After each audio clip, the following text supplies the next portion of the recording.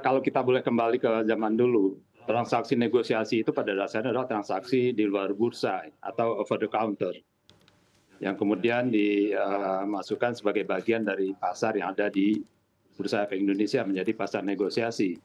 Jadi sifat transaksi di negosiasi itu adalah bilateral.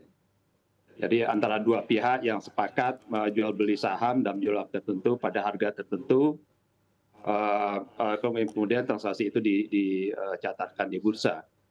Jadi sementara di pasar reguler itu adalah pasar yang kita sebut sebagai continuous auction. Jadi sifatnya adalah multilateral. Jadi banyak pihak di sisi beli dan banyak pihak di sisi jual. Kemudian harga terbentuk dari mekanisme auction yang terjadi di bursa. Nah, yang membedakan adalah kalau di pasar negosiasi karena pihaknya hanya dua, saya misalnya dengan Mas Wafi jual beli, harganya suka-suka kami berdua, jadi tidak Hmm. perlu ikut harga yang untuk di pasar reguler gitu.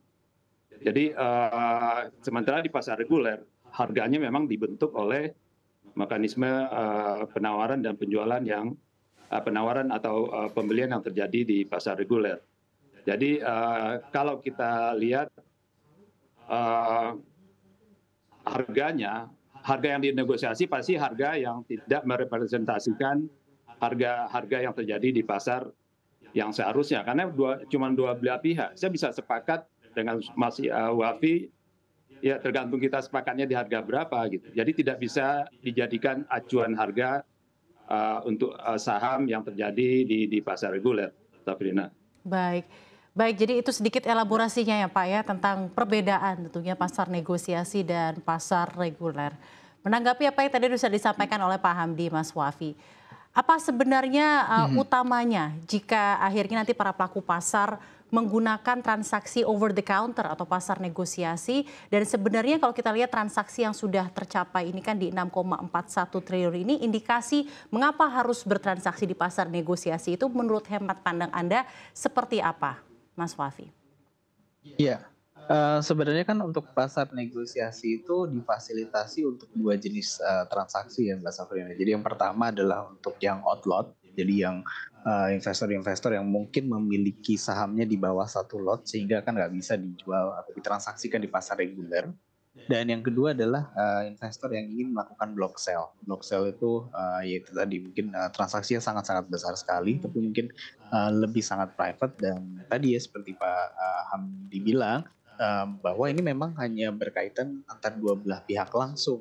Gitu. Jadi tidak ingin mengganggu konstruksi harga yang terjadi di pasar reguler sehingga disediakan atau difasilitasilah dengan pasar negosiasi. Jadi memang secara hakikatnya pasar negosiasi ini transaksi ini sah-sah saja sebenarnya. Hmm.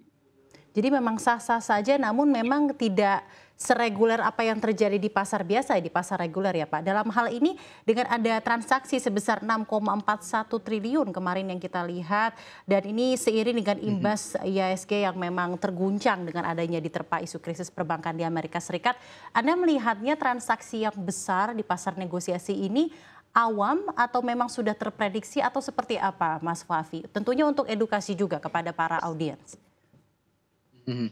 Ya, sebenarnya kalau, terprediksi tentu tidak ya, yang namanya transaksi negosiasi kan, motivasinya banyak sekali gitu ya. Bisa saja misalkan, saya misalkan, sebagai pemilik perusahaan ingin mengalihkan saham saya misalkan dengan relasi atau kerabat saya, di harga tertentu atau misalkan dengan rekan bisnis saya gitu kan, saya bisa menggunakan pasar negosiasi yang tidak, menggunakan pasar reguler karena Ya. mungkin saya dengan rekan bisnis tadi dengan counterpart memiliki kesepakatan harga yang berbeda. Jadi dari sisi motivasi, kemudian latar belakang dan juga counterpartnya itu bisa beragam sekali yang Ya. sehingga membuat transaksi di pasar negosiasi ini bisa dibilang tidak terprediksi ya. Tapi Hmm. satu hal yang pasti memang untuk frekuensi dari pasar negosiasi ini tidak rutin. Jadi Tidak apa Mas, maaf? Memang kalau tidak rutin Baik. ya, tidak rutin terjadi, tidak konsisten. Jadi, mungkin kalau kemarin dalam sepanjang bulan Maret kita melihat ada transaksi negosiasi yang cukup besar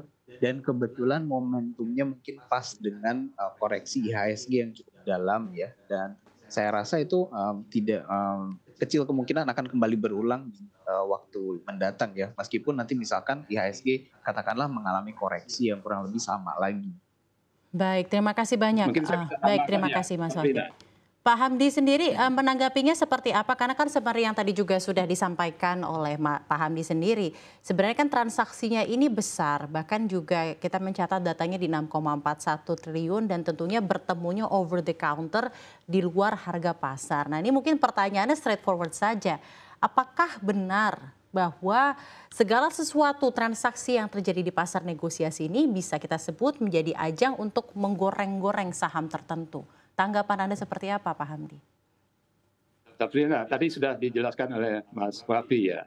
Sebetulnya transaksi di negosiasi itu transaksi biasa yang misalnya dalam jumlah yang sangat besar, di mana kalau itu dilakukan di pasar reguler, itu satu antriannya bisa lama, kedua ya itu bisa mempengaruhi harga yang terjadi di pasar reguler.